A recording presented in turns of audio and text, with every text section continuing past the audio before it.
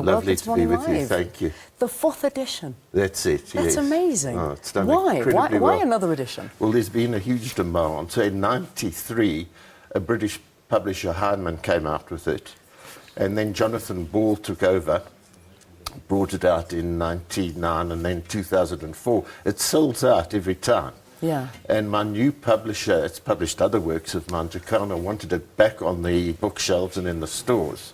So they've put it out now in this edition, new photographs, additional ones, nice new cover, a very long introduction as well by myself, and a lot of endorsements. Okay, I see that on the back cover here. Yes, I mean, there's some of the most incredible people that have given the stamp of approval and that have written here. I mean, from Paolo Jordan to Desmond Tutu to former President Thabo Mbeki as well. He likes it very much. I can see that. He's got the longest paragraph here. But so that's really the difference between the first edition and this edition? Yes, there were additional chapters that I wrote about positions in government in the second and the third edition. Yeah. I haven't added to the fourth except the introduction, which talks about what was the sacrifice all about. It's dedicated to the born frees, but everybody, about that long drawn-out struggle in which so many of our people sacrificed, gave their lives, joined MK. Why did they join MK? What was the armed struggle about?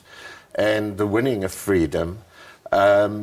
And then some aspects of early government. Yeah. So I mean, basically, when we look at your history, you served on the ANC's politico-military arm from 1985 to 1989. Then you worked underground for the ANC in South Africa during Operation Vulo from 1990 to 1991. I mean, does the book focus on all of this? Does it cover the whole period? Yeah, and it goes back, as you mentioned, from when I was a kid. That's amazing. Growing up in Yeovil. And what inspired you? Becoming political. What inspired you? I had a lovely mother, very simple, naive, but who taught me that the point was to respect everybody. My father reinforced that. They were hard-working people, lower middle class. My father worked at a factory as a salesman. So I was inculcated in that, in the little suburb of Yeovil. And I detested seeing how black people were treated in that suburb as the servants and the messengers from the shops, etc. But downtown Joburg, it was inescapable.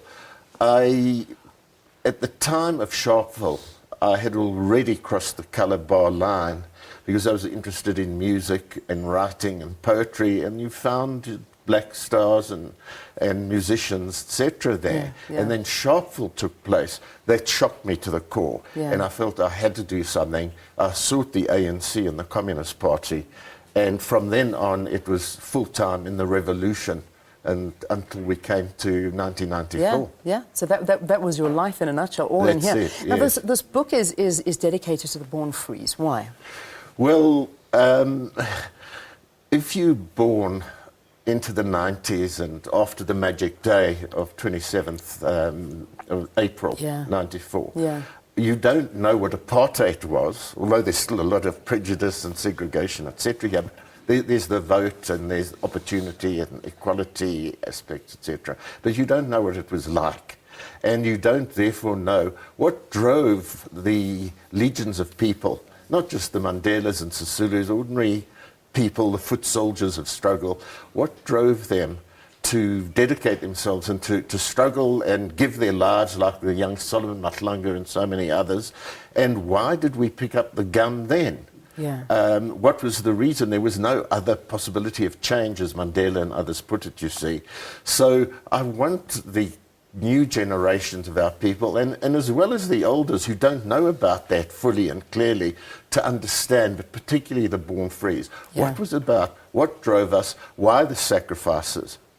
In the introduction, I then say, were the sacrifices worthwhile? Because that's what I'm asked and everybody else. When people are a little bit disgruntled and frustrated in terms of where we are today. Yeah, exactly. And that's an issue. Now, yesterday, and we're running out of time, but I have to ask you this. Yesterday, you presented rare and historical material that you had gathered for many, many years, and you presented this last night at Wits University. Why did you decide to sort of show this stuff off now?